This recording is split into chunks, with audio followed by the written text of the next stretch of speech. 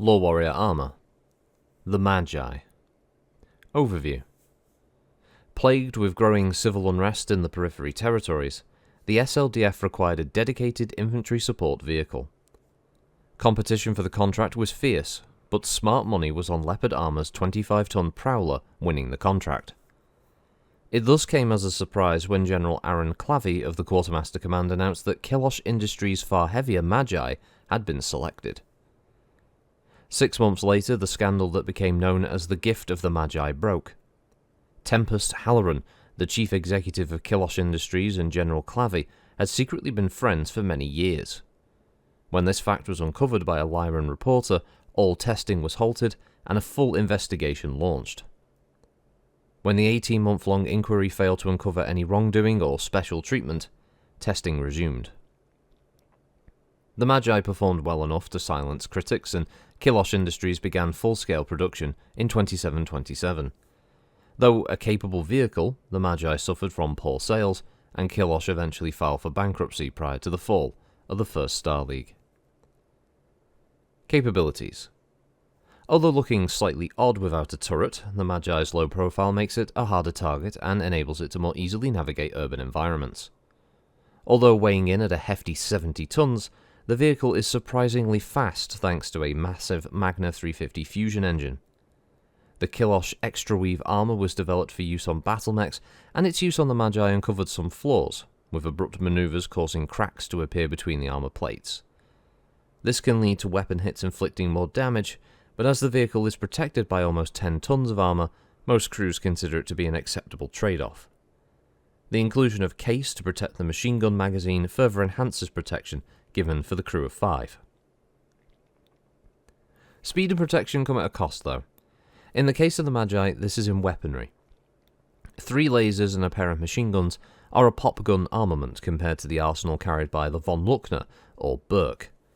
With attacks from almost any direction likely, the Magi compensates for its lack of a turret by mounting 2 of its 3 Randall Hellbitch medium lasers on the left and right of the vehicle. 2 front-mounted Ramsey 65 machine guns have become legendary for their ability to maintain a murderous rate of fire. These are linked to an advanced Lynx RM targeting system. The sophisticated fire control system can allow a single gunner to manage all the weapons if necessary. Normally, the vehicle carries 3 gunners, in addition to commander and driver. Deployment. The Magi was deployed in numbers with the SLDF mechanized infantry divisions assigned to the periphery theatre. Under attack from increasingly well-equipped and organized insurgents, the League troops found the heavily armored Magi to be an invaluable asset.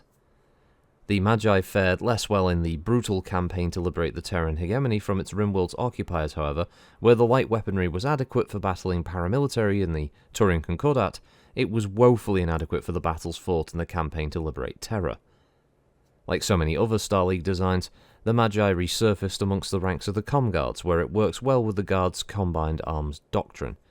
Though unable to stand against clan Omnimex, the Magi's speed and armor allowed it to provide effective support to Comguard infantry facing clan elementals. The Word of Blake has since deployed an updated version of the Magi to maintain peace on the city streets of their protectorate. The vehicle is becoming a common sight amongst the ranks of the Blake Protectorate militia. Variants.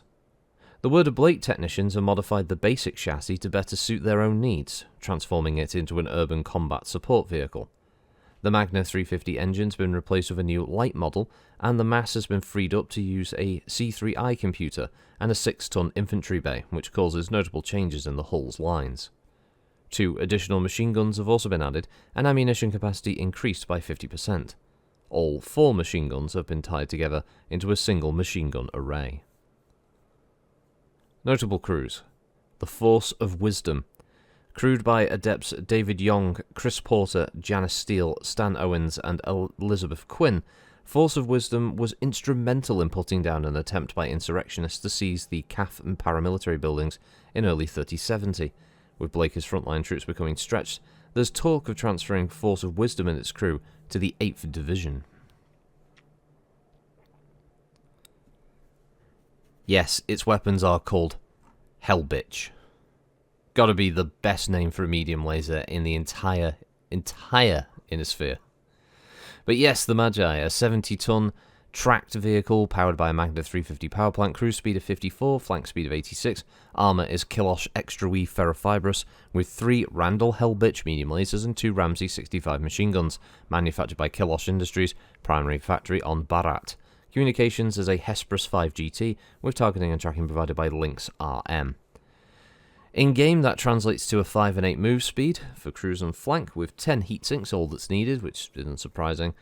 It has an armour factor of 170, 44 armour on the front, 43 on each side, and 40 on the rear, so it can take quite a few hits.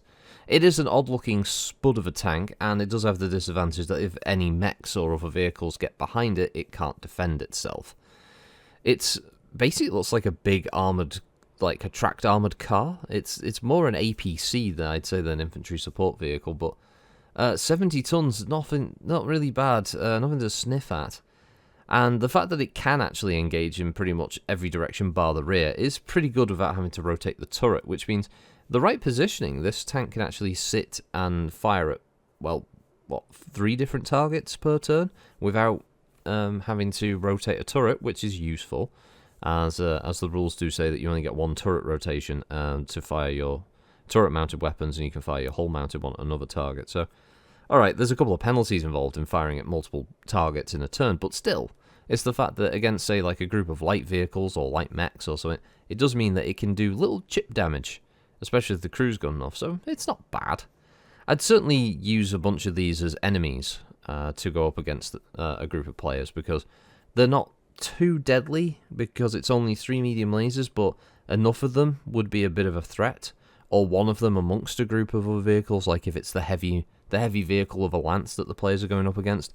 It means that it's not going to do a lot of damage, but it's certainly going to be able to sit there and tank a lot of damage. So it's useful for that reason. It helps that it's not a bad looking tank either, to be honest. So yeah, the Magi, yeah, pretty cool. But catch you next time, everyone. Thanks for listening, and I'll see you next time. Bye bye.